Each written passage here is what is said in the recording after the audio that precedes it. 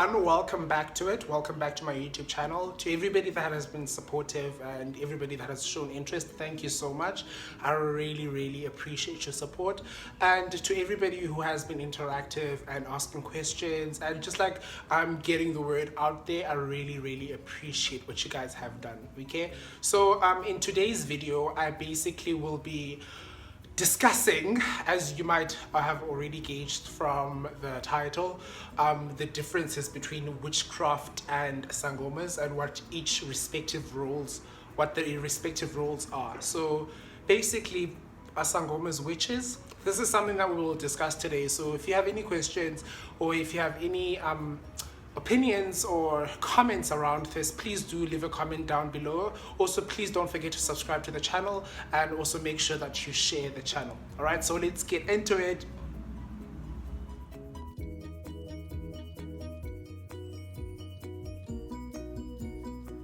Okay, so to start off with, I probably just want to, in fact, I just want to explain what the role of a sangoma is in society. So when you are called to become a sangoma, it is basically a gift that you get from your ancestors. It is a special spiritual connection that you have, and that connection is something that you are supposed to use to sort of bring healing in the community. It's something that you use to help people.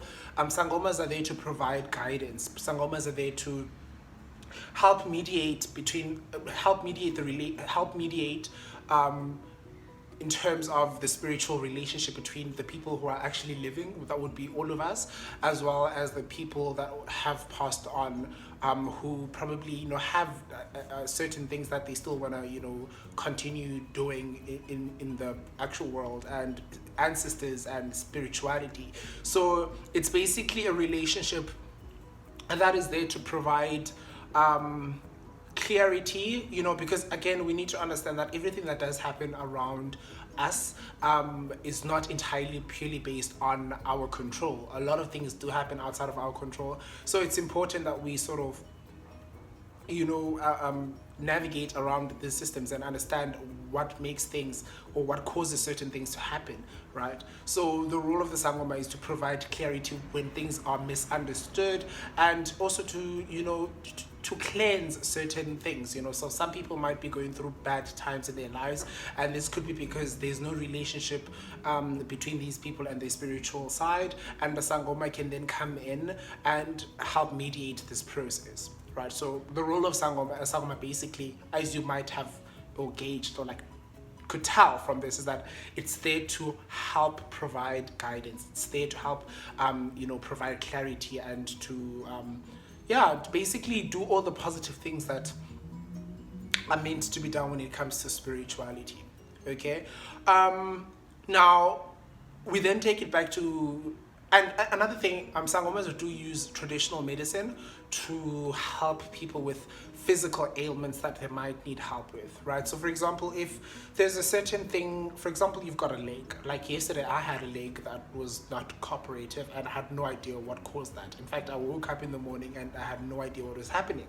And I called doctors and they're like, there's nothing. So what do you then do? So sort of these things are sometimes caused by bad spirits, and sometimes you do need a sangoma to help you with something like that, and maybe use traditional medicine to help your body fight these things, right? So even the use of traditional medicine is not to say that it's providing you with the ultimate immediate solution. It basically just helps you or your body actually activate its natural elements of fighting physical ailments in the body. So that's what a sangoma is supposed. It's supposed to help you do things for yourself, basically, and just help you in those aspects, really, right? And then when we bring this back to the sangomas who in the past we have seen in the news, who for example murder people, or if I go to a sangoma and I want to get rid of a person, I wouldn't categorize that person as a sangoma. In fact, I know that as a sangoma, your ancestors and your spirituality shouldn't allow you to cause hurt on any other person. It shouldn't allow you to inflict pain. So if you're a sangoma who inflicts pain, then I don't regard you as a sangoma. In fact, I will regard you as a witch, because you are manipulating the gift that you've been given to cause pain on other people. And for me, that is something that you should probably not do, because again, you are here to help. You are given this gift to provide guidance and to help people sort of become better, when it comes to navigating life in essence, right? So, and then you get, witches. And again, to be a witch, you don't necessarily have to practice traditional medicine. You don't necessarily have to be a person that understands how you can kill a person based on using certain things. You can be a witch based on jealousy. Because again, when you're jealous of people, you obviously wish them bad at most, and that for me is an element of being a witch, right? So a witch is not necessarily a person who will fly with dark clothing and fly at night. No, a witch can be the regular person that you meet across regular person who lives across your house. Could be a regular person within your family, could be a friend. It could literally be anybody who does not want to see you succeed. And every time they see you succeed, they definitely just try and do something that will hinder that sort of success, right? And then you get people who then go to people who practice dark magic, right? And then this is what we call as the actual physical witches, right? People who practice the dark magic. These people use imiti engeko, right? Like they basically use imiti that can break relationships, because again, right, your ancestors are there to protect you. Your spirituality is there to protect you, because if you're a spiritual person, you are supposed to be able to navigate around certain places and feel certain atmospheres and certain presences around you, right? However, if a person goes to a witch who will then use dark magic to try and break that relationship between that person and their spiritual giftedness and their ancestral connections, then that witch can then take you away from all the things that can protect you from your day-to-day life on the spiritual basis, and then can cause harm and in fact allow you to sort of be misled and misguided in terms of the things that you do. Then when this happens, again, that's when they say uloyiwe, because when that happens, you obviously have no form of guidance. You have no understanding of why things are becoming bad around you, and then you probably would go back to a sangoma and say, hey, this is what I'm currently going through. Or maybe you'll be lucky to have a sangoma who will consult with you and tell you, no, this is exactly what's happening in your life, right? So witches really use dark magic. They basically manipulate spirituality to do bad things, right? So I would say that anybody who manipulates their spirituality and their role, and it's almost like your general person, if your president, for example, manipulates their position to do something that will sort of put them forward in comparison to other people, then that person is a vile person. They're evil. It's the same thing with witches, right? They manipulate the situations, they manipulate their positions to sort of advance or be at an advance in comparison to other people, and that in itself is what we would call witchcraft, because again, why would you do that, right? So it's very important that we understand that a sangoma is there to provide healing, to provide guidance, to mediate relationships between you and your spirituality, and a witch is there to break that bond that you have with your spirituality, because at the end of the day, we are all spiritual people. So if you have no inclination and understanding and connection with your spirituality, you are basically a person who is misguided, right? And again, spirituality will always be there. In fact, there will be no coach that is able to come into that space and coach how that relationship works. It's a relationship that just exists there, and if anybody does anything to try and break that relationship, because it is breakable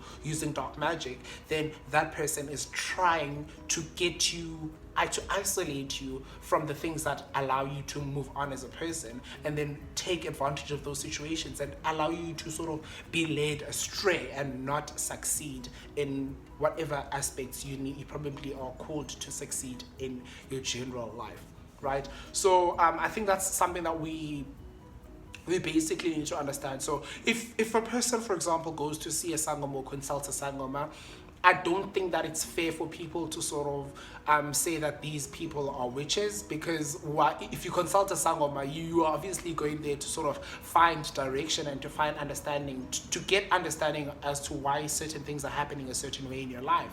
And unfortunately, we live in a society that does not, is not very welcoming of that. And people literally have different understandings of what a sangoma should look like and what they do. For example, I'm a sangoma. If I walk in the street, nobody would assume that I am. However, if I decided to wear inzimbizam and amahi and all of those things and walk in the street, then a person could immediately tell that, okay, that person is a sangoma. So I think it's that ideology and perception that a sangoma looks a certain way, and because they look a certain way, then they do certain bad things in society. Whereas no, it doesn't work like that. In fact, back way, like in the days when our parents were like comfortable with being in the rural areas, sangomas literally did not even charge for consultations. A sangoma would literally be there to help provide clarity in the villages, and that's what the role of a sangoma is today still, right? Except now obviously there's an advancement in terms of where we are located, because we work in cities and all of those things. However, those relationships with our ancestors and the gifts that we are given through spirituality still exist, and we are still called to do the same jobs. And obviously, because of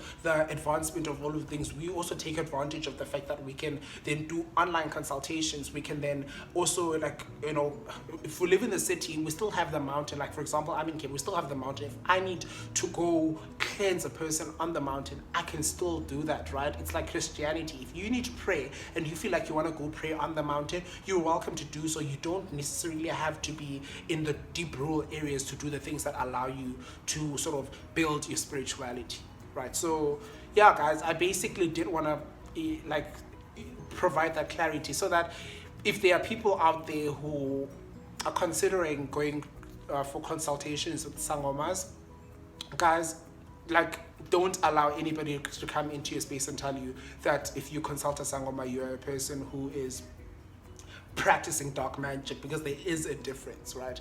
And another thing, a sangoma might tell you certain things that if you do, for example, go for a consultation, a sangoma might tell you certain things. They always provide advice. They don't necessarily say you have to do this. They say, listen, I think based on what I see from this vision, this is what you should do. It's up to you to decide whether you want to do that or not. Again, because remember, I'm just there to provide guidance. However, the relationship that exists between you and the spirituality is something that only you understand. And I can never come into that and say, okay, cool, to make this work, you need to do this. No, it doesn't work like that. If you feel like if sacrificing a goat in order to connect with your ancestors is something that you can and want to do, then I would advise that it's something that you do, right? If I maybe say, okay, cool, maybe do this. You are not forced to do anything that a sangoma says, but they obviously do provide you advice and guidance based on the best practices that they know have worked with the people that they've worked with in the past.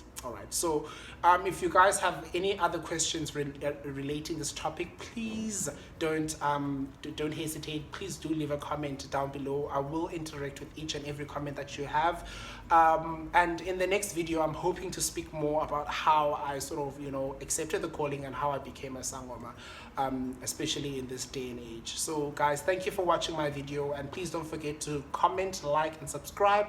I will be sharing this across all social media, so if you do happen to come across it, please make sure you share as well, so that a lot more people, younger people, also get to be exposed to this kind of information. All right, thank you guys. Cheers. Bye.